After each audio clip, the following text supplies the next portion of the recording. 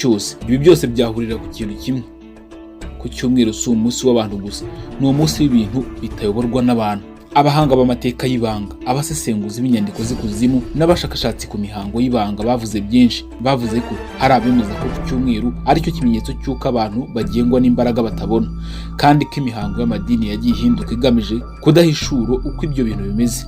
Hari abavuga ko umunsi wa mbere w'icyumweru ari wo ugenga urujya n'uruza rw'imbaraga z'ikirere, kandi ko ibintu byinshi bibera kuri uwo munsi bitaba ari impanuka.